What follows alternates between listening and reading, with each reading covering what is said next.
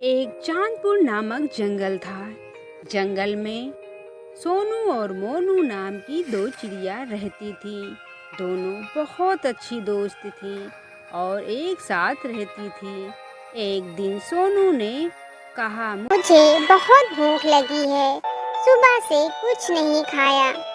बारिश का मौसम आने वाला है और हमें अनाज का प्रबंध करना पड़ेगा। सही कहा तुमने, बारिश के दिनों में बाहर जाकर खाना भी नहीं ला सकते हैं। बारिश के दिनों के लिए अनाज का प्रबंध तो हम कर ही लेंगे, लेकिन अभी मेरे पेट में चूहे दौड़ रहे हैं। चलो ना, कुछ खा कर आते हैं। हाँ चलो चलते हैं।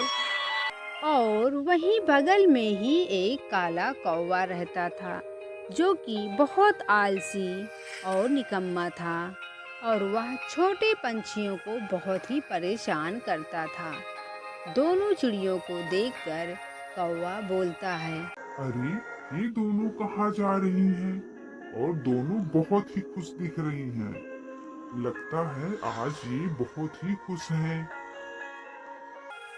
और कुछ ही देर में दोनों चिड़िया दाना खाकर वापस आ जाती हैं और फिर दोनों बातें करने लगती हैं।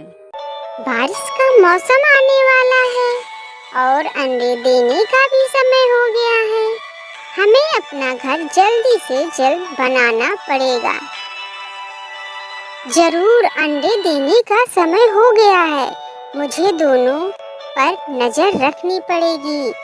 चलो, घर तो बन गया, अब आराम से रहेंगे। अब बारिश का कोई टेंशन नहीं है।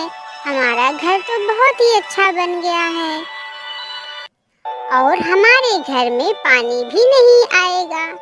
दोनों चिड़िया घर में रहने लगती हैं। कुछ दिनों बाद दोनों चिड़िया अपने अंडे देती हैं।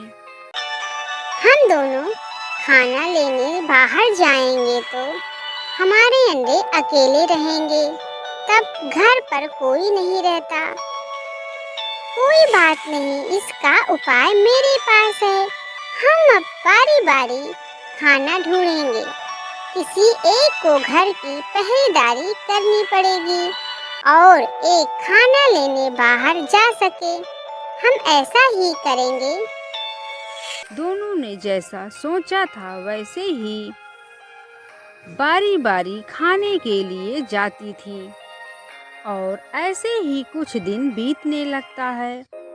वहीं काले कौवे को पता चल जाता है कि चिड़िया ने अंडे दिए हैं। एक दिन वह दूसरे पेड़ पर आकर चुपके से देखने लगता है। दोनों में से एक ही चिड़िया जा रही थी। एक तो घर पर ही रहती थी। अब क्या करूं? अंडे खाने के लिए कुछ उपाय तो करना पड़ेगा।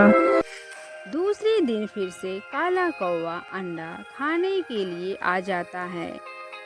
अब सोनू खाना लेने बाहर जाती है।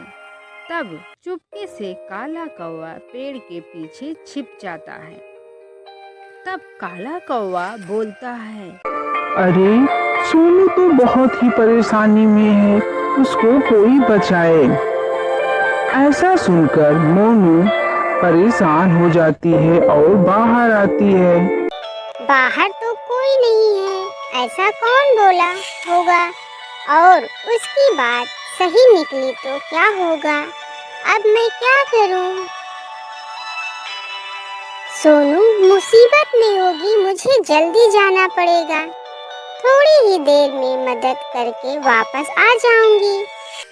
ऐसा सोचकर सोनू की मदद के लिए मोनू चली जाती है।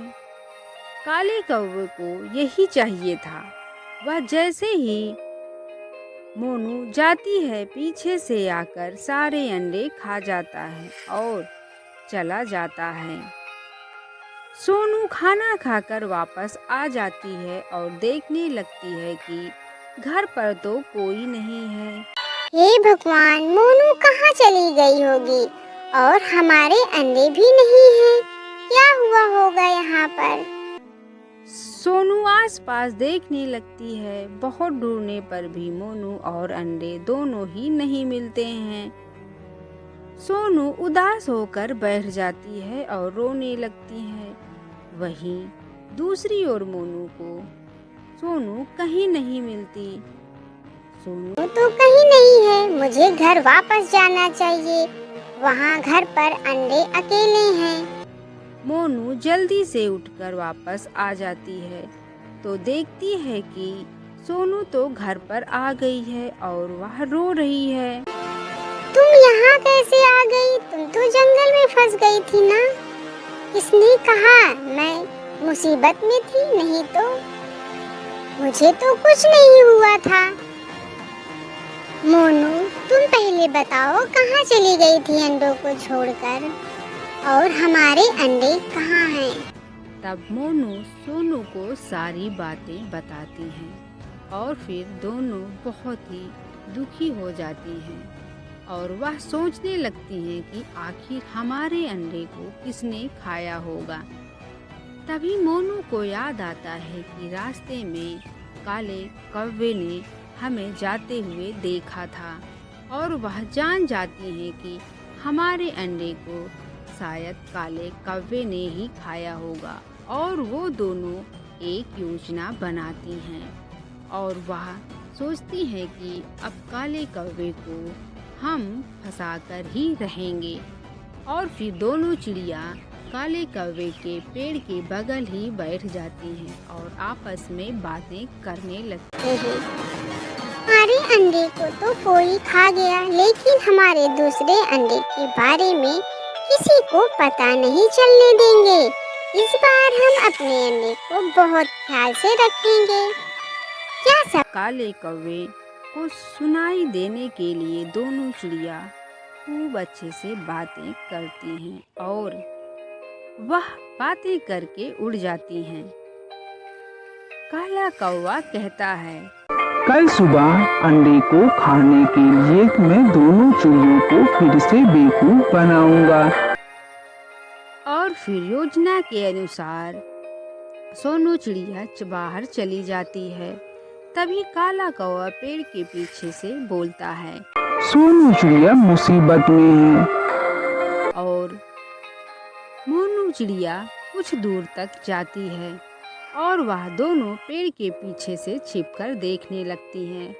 दोनों चिड़िया ने अंडों की जगह पत्थर को कलर करके रख दिया था और बैठने की जगह फेविक्विक लगा दिया था।